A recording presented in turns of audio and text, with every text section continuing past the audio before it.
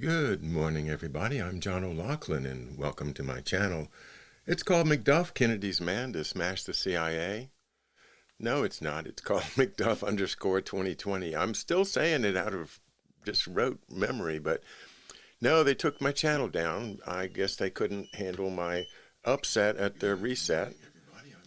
But that's what I'm going to talk about this morning is, my title this morning is Upset This. We have been presented with a challenge that amounts to a takeover of our country. That's what we're facing right now. We're not facing a small political movement or even some type of economic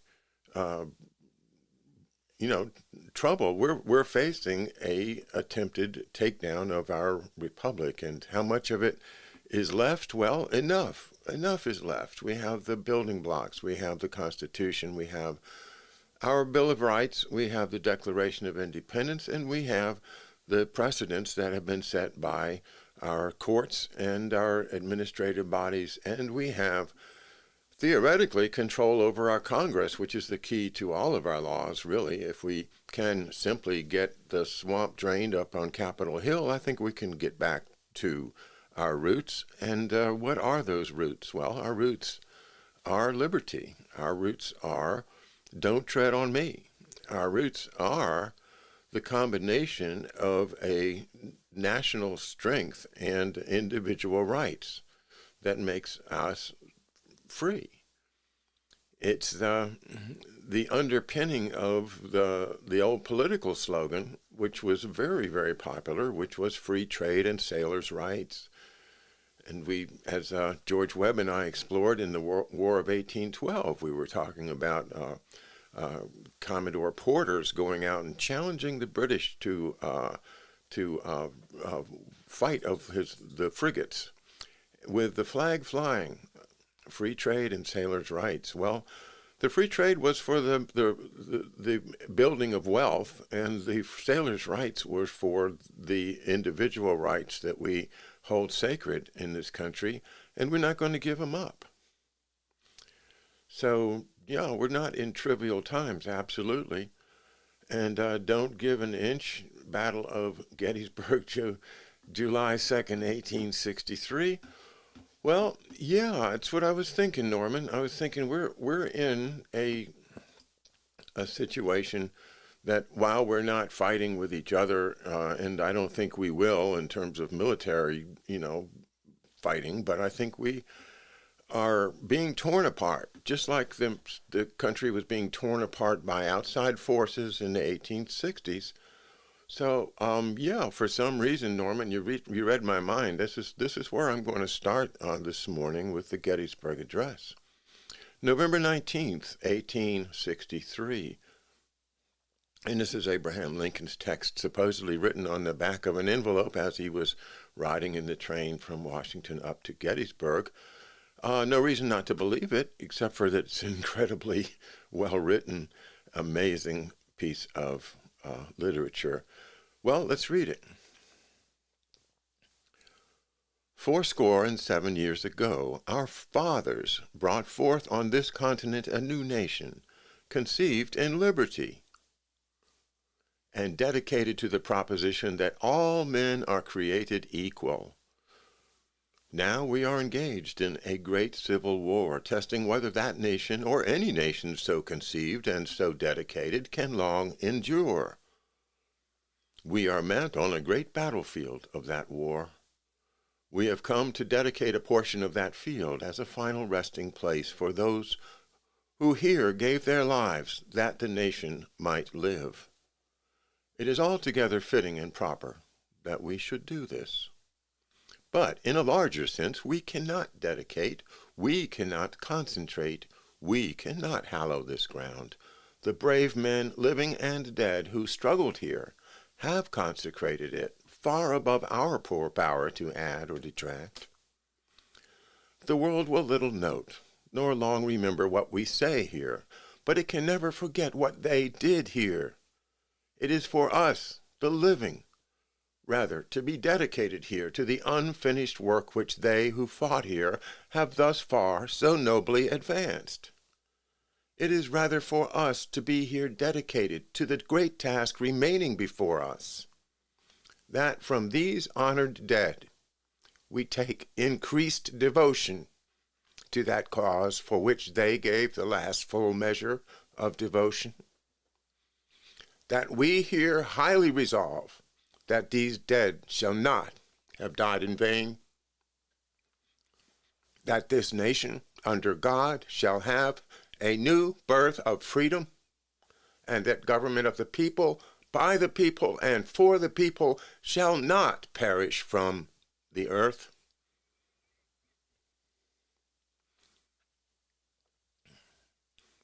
And I say that to you, Mr. Klaus, Reset, Schwab. Reset this. Reset your memory on the dedication to liberty that this country represents.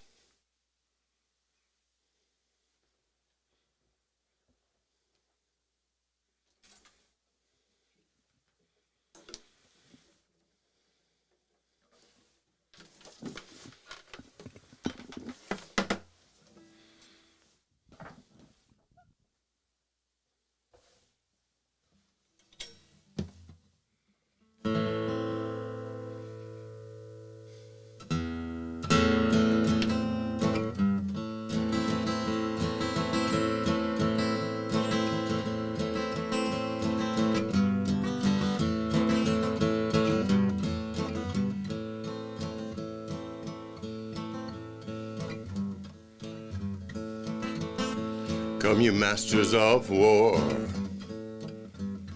you who build all the guns, you who build the death planes, you who build the big bombs,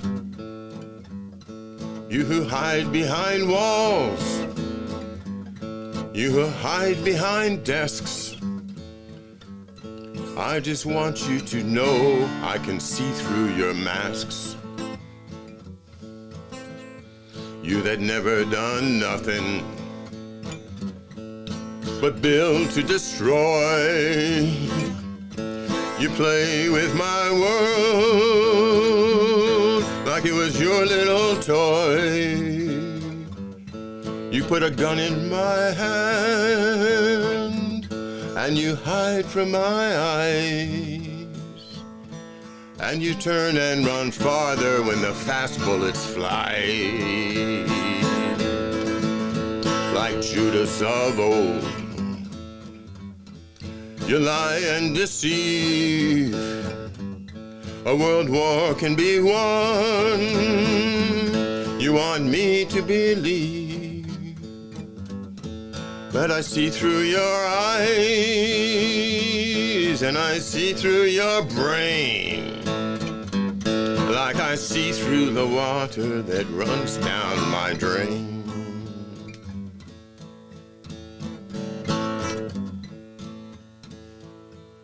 Let me ask you one question. Is your money that good? Will it buy you forgiveness? Do you think that it could? When your death takes its toll, I think you will find all the money you made will not buy back your soul.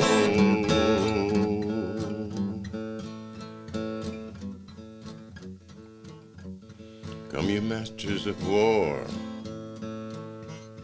you that build all the guns, you that build the death planes, you that build the big bombs, you that hide behind walls, you that hide behind desks. I just want you to know I can see through your masks. I just want you to know I can see through your masks.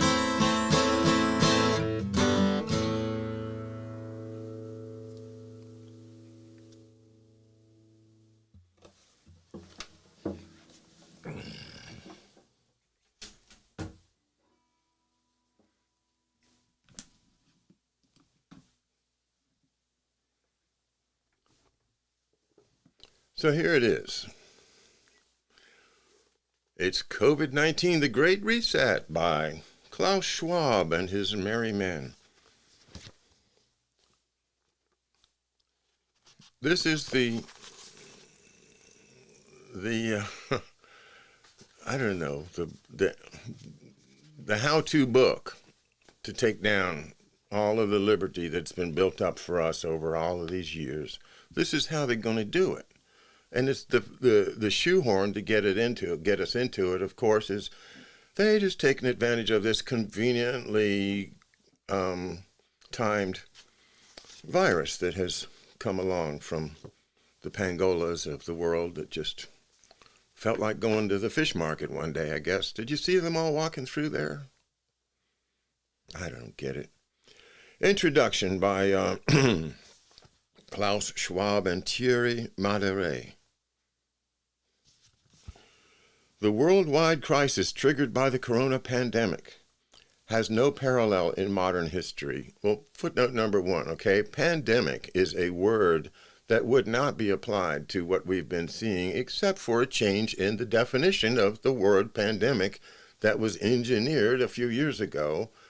Of course, to take away the idea that it had to be a worldwide thing with so many victims, and it's just the standard for the word was cut down. I don't remember the details, but you can call it anything. If you get an outfit, you can be a cowboy, right? If they say this is a pandemic, well, that's their definition. We cannot be accused of hyperbole when we say it is plunging our world in its entirety and each of us individually into the most challenging times we've faced in generations. That's true.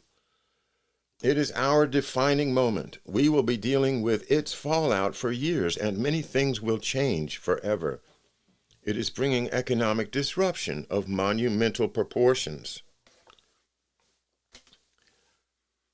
creating a dangerous and volatile period on multiple fronts, politically, socially, geopolitically, raising deep concerns about the environment and also extending the reach, pernicious or otherwise, of technology into our lives. Pernicious or otherwise. Well, I think the default is pernicious. And thank you for putting that first there, Herr Schwab. On an individual basis, for many, life as they've always known it is unraveling at an alarming speed. Yeah, well, who's causing it? These corrupt governors like Hogan that are allied with these nutcases. There's no chance of liberty after they get this plan in effect. There's no chance. This is the last free Thanksgiving Day if they win this thing. So yeah, let's be thankful. Let's, pretend that the Pilgrims were, great people, and, I'm sure some of them were, but we have our history. It's not pretty, but here we are, the only nation in the world that is founded on liberty. It's the whole reason that we exist. And you can't take it away. You can't take that away. Masters of war. You can't. You can't have it.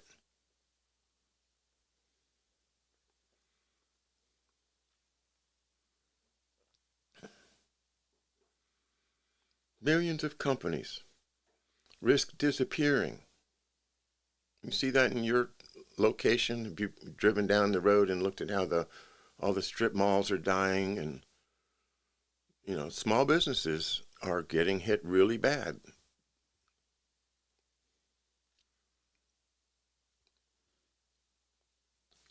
On an individual basis, for many, life as they've always known it is unraveling at an alarming speed, but deep existential crises also favor introspection and can harbor the potential for transformation. What the heck is that? Introspection. It's time to navel gazing. Okay. The fault lines of the world, most notably social divides, lack of fairness, absence of cooperation, failure of global governance and leadership now lie exposed as never before, and people feel the time for reinvention has come. A new world will emerge, the contours of which are for us to both imagine and draw. Who is us? You want me to join your merry band of pranksters and,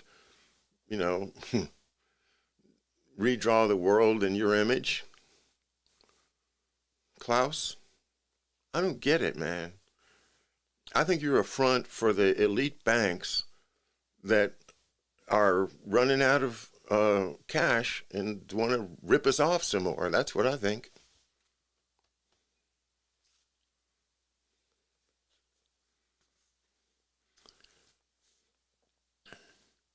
At the time of writing, June 2020, this pandemic continues to worsen globally. Many of us are pondering when things will return to normal. Are you, Klaus? Don't you know? Haven't you got it all planned out? Come on. The short response is never. Uh-oh. Well, that's the plan, isn't it? It's totalitarian nightmare forever. That is the plan, right? I just want to make sure I understand you, Klaus. Okay? Or should I say Herr Schwab? Yeah. I would like to understand what you mean by never.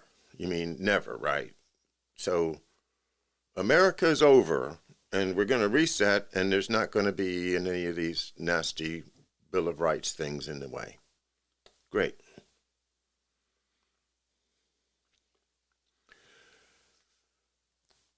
Nothing will ever return to the, quote, broken sense of normalcy that prevailed prior to the crisis because the coronavirus pandemic marks a fundamental inflection point in our global trajectory.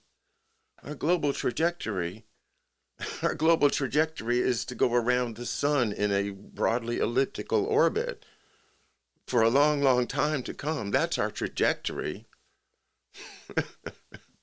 A global trajectory. It's like what you drew it on a drawing board, didn't you, Klaus? You said our global trajectory is here, zigzag, zigzag. Yeah, you have the pencil and you have the whiteboard, so you go.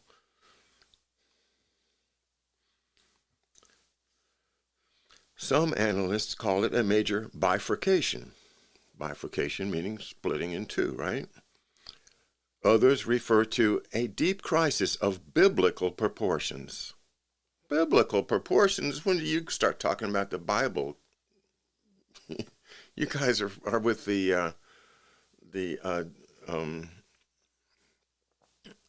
eugenicists, right? You guys are with the ones that want to improve humanity and go to the singularity with Kurzweil and the blending of biology and chemistry and all of that. Isn't that what you guys are?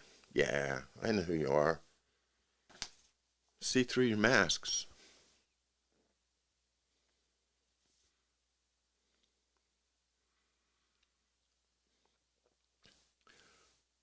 The world as we knew it in the early months of 2020 is no more.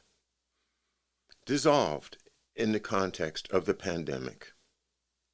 Radical changes of such consequence are coming that some pundits have referred to a, quote, before coronavirus, BC, and after coronavirus, AC era. So this is like, it's as significant as the birth of Jesus Christ. It's just, it's just like the new Bible, right, Herr Schwab? You can't have America. You can't have us. We'll figure out a way to keep our freedom. We'll figure it out. That's why I'm reading your book.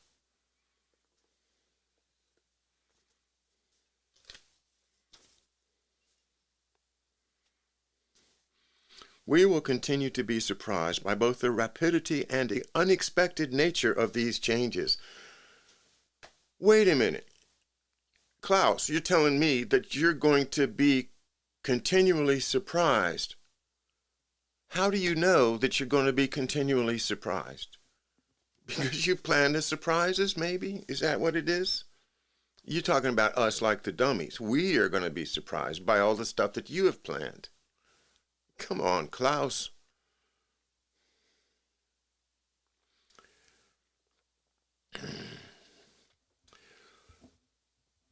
We will continue to be surprised by both the rapidity and unexpected nature of these changes as they conflate with each other.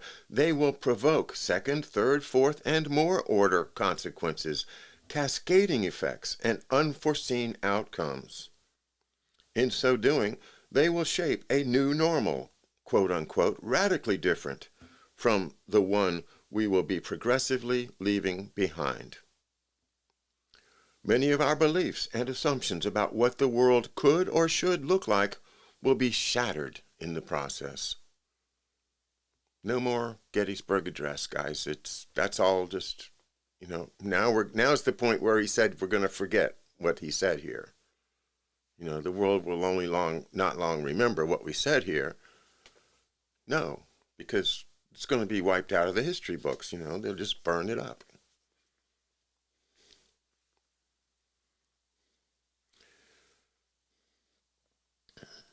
However, broad and radical pronouncements like everything will change and an all or nothing black and white analysis should be deployed with great care. Of course, reality will be much more nuanced.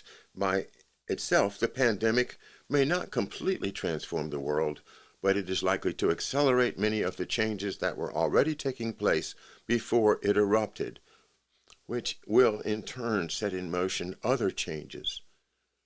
The only certainty, the changes won't be linear and sharp discontinuities will prevail. COVID-19, the Great Reset, is an attempt to identify and shed light on the changes ahead and to make a modest contribution in terms of delineating what their more desirable and sustainable form might resemble. Now here's where we get into his psyop. This is the Disney version of history that, all right, here we go. Yeah, I think Gettysburg yesterday, it's a great symbol. That's why I think another reason why I came up with, let's read the Gettysburg Address this morning. Yeah. I like Cardinal Vigano's letter. I think it's a good thing to be passed around. I don't think that it has much traction because of the overwhelming power of the Vatican, but yeah, it's well written.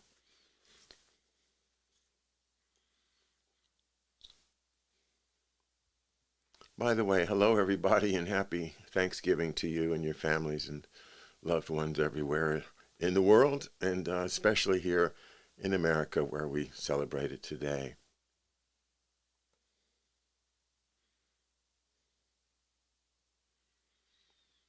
Let's begin by putting things in perspective. Human beings have been around for about 200,000 years, the oldest bacteria for billions of years, and viruses for at least 300 million years. Oh, I don't think viruses were ever really identified until maybe in the 1900s, in the 19th century. I remember a guy named Thomas Milton Rivers seems to be the first guy who was a Navy guy, that came up with this idea of viruses, and they're still elusive little things. Okay, I'm not totally convinced that the virus theory explains illnesses, but that's just me. I'm not a scientist.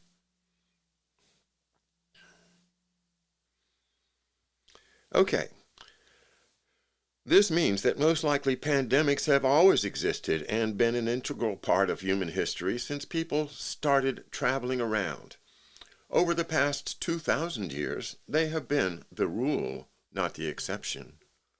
Because of their inherently disruptive nature, epidemics throughout history have proven to be a force for lasting and often radical change, sparking riots, causing population clashes, and military defeats, but also triggering innovations, redrawing national boundaries, and often paving the way for revolutions.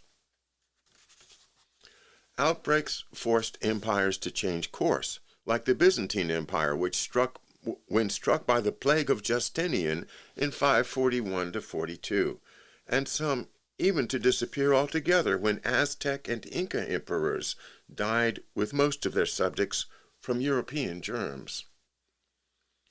Also, authoritative measures to attempt to contain them have always been part of the policy arsenal. Thus, there is nothing new about the confinement and lockdowns imposed upon much of the world to manage COVID-19. They have been common practice for centuries. Are you kidding? Come on, Klaus. Dude, these lockdowns are completely political, in my opinion. I could be wrong. Maybe there's something that really does justify the word pandemic. Maybe. But, if we have a pandemic of COVID, we have a pandemic of a whole lot of worse stuff like cancer and drug addiction and these horrific immunocompromising diseases like Lyme disease. We have epidemics. We have pandemics. By definition of, the way you change the words around, everything's a pandemic. So don't be silly. That we understand that this is, if it's a virus, it will pass. We don't have to change the world we're going to get through it. Okay, Klaus?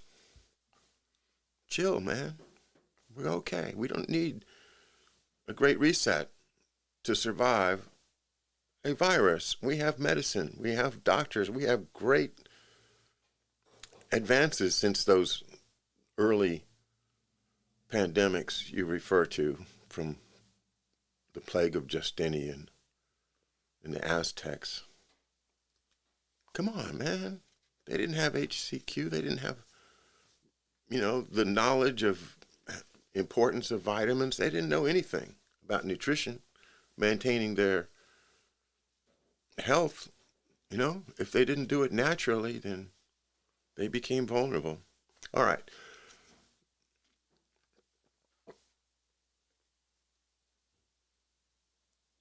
There's a pandemic of heart disease. I agree with you, Tyrone. Yeah. Okay. And please, I'm not an expert. I'm just giving you my opinion based upon my years on the earth and my readings and studies and, talking to experts.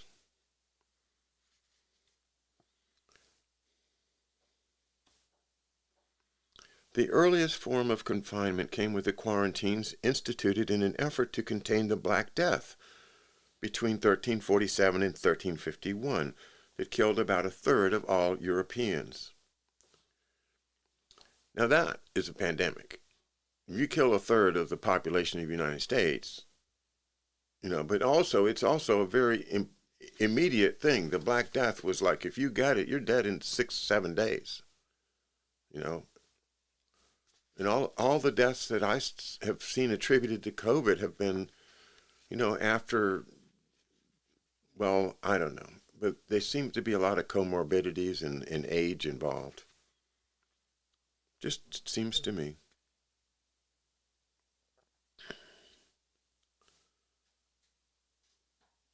Coming from the word quaranta, which means 40 in Italian, the idea of confining people for 40 days originated without the authorities really understanding what they wanted to contain, but the measures were one of the first forms of institutionalized public health that helped legitimize the accretion of power by the modern state. In other words, the idea of having a modern state, that is a highly organized society, became more possible because of pandemics that caused the need for the state to have taken the power to impose confinement for 40 days on the people of the great 14th century.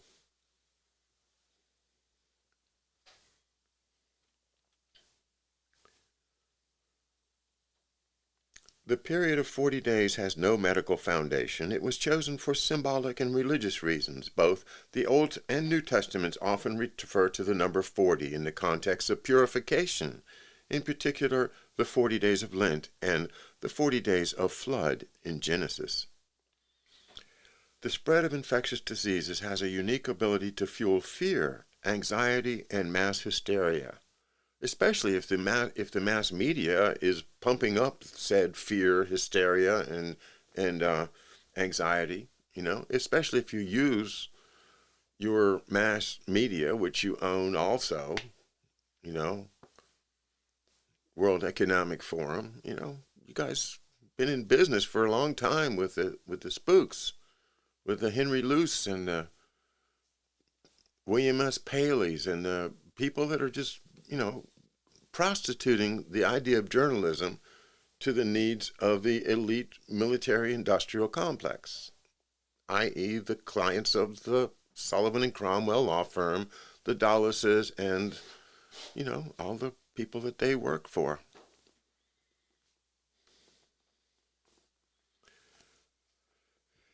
In so doing, as we have seen, it also challenges our social cohesion and collective capacity to manage a crisis. Epidemics are by nature divisive and traumatizing.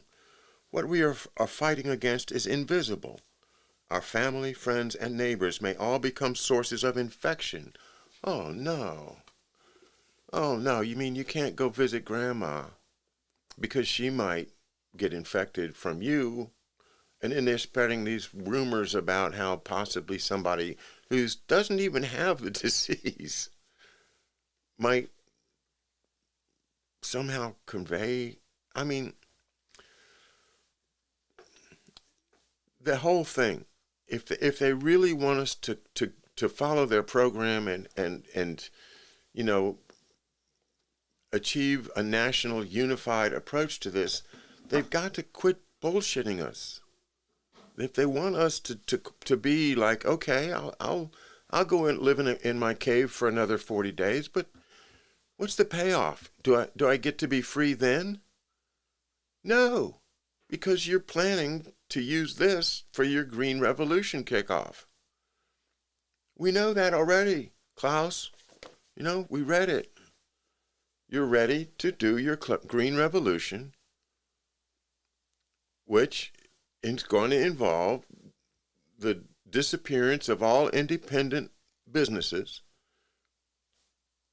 banks running who gets to be in business or not by controlling all the financing,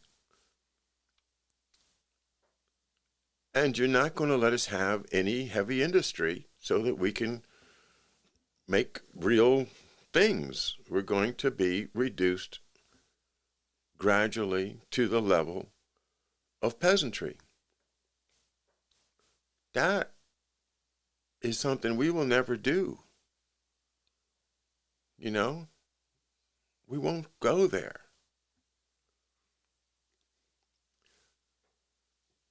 In the horrific idea of a Joe Biden actually being given the presidency, in that horrific idea of a world there, you're still going to run into us. We're not going to stop. We're not going to give up our freedoms. And look at all the people that were out on the streets for Trump, They're not just there for Trump. They're there for liberty. They're there for freedom. They're there for the individual rights that our Constitution guarantees to each and every one of us, our children, our parents, and our children's children forever.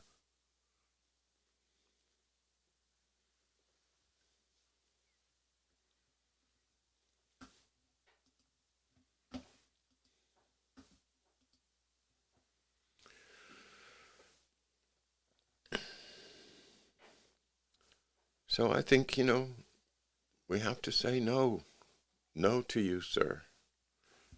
You cannot impose a totalitarian nightmare on us. We are free people. And I don't know where you think you can do this, but whatever it takes, we will defeat you.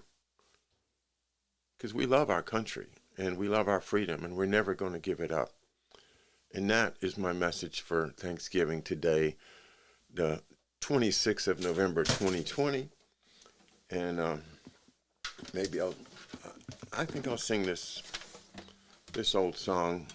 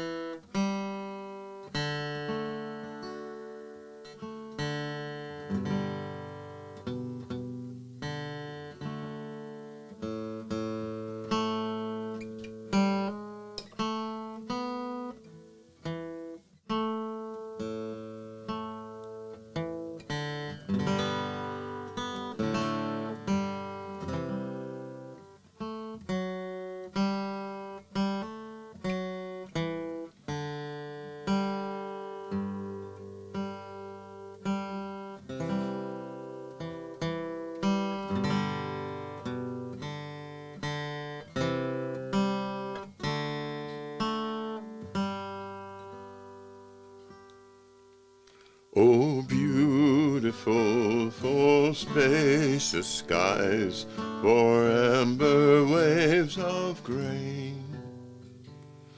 Oh, purple mountains, majesties, above thy fruited plain.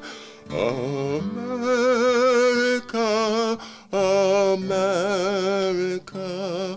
God shed his grace on thee, and crown thy good with brotherhood, from sea to shining sea.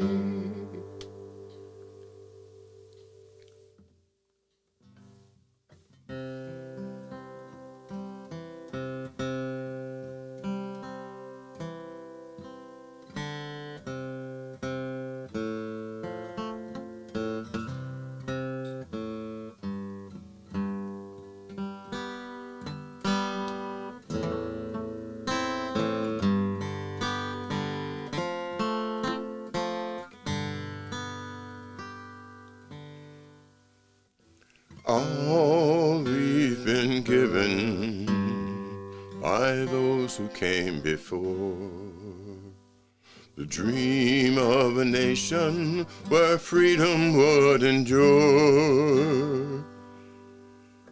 The work and prayers of centuries have brought us to this day. What will be our legacy? What will our children say? Let them say of me, I was one who believed in sharing the blessings I received. Let me know in my heart when my days are through. America, America, I gave my best to you.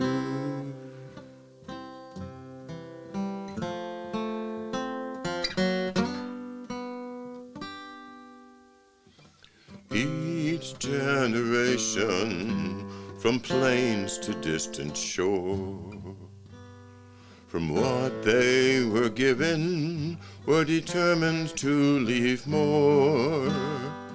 Battles fought together, acts of conscience fought alone. These have been the seeds from which America has grown. Let them say of me, I was one who believed in sharing the blessings I received. Let me know in my heart when my days are through. America, America, I gave my best to you.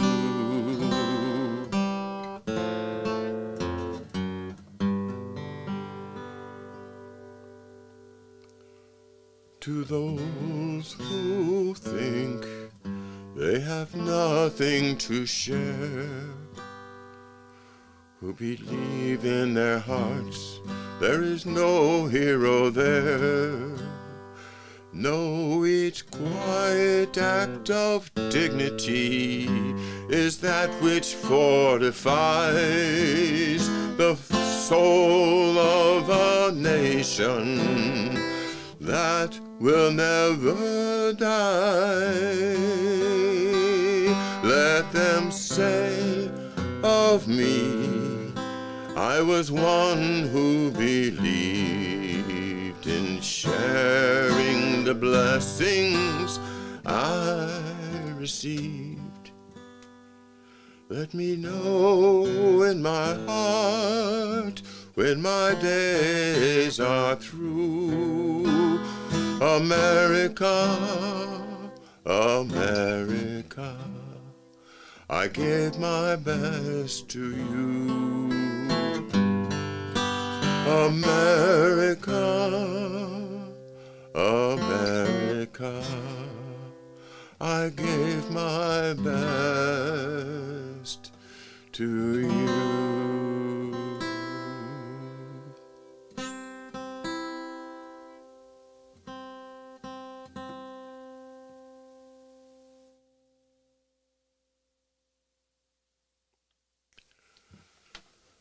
Well, you guys, I know you're all giving your best to America today, and maybe the best thing I can do the rest of my day is just to try to be grateful for all the great blessings that we have, and be grateful for the ability to talk to you and to learn songs and to sing about people from the past that have made our country the greatest country in the world, and to remember the sacrifices that have brought us to this day, and to dedicate ourselves once again to liberty, justice, freedom for all. Thanks for being with me. Wish you all a happy day.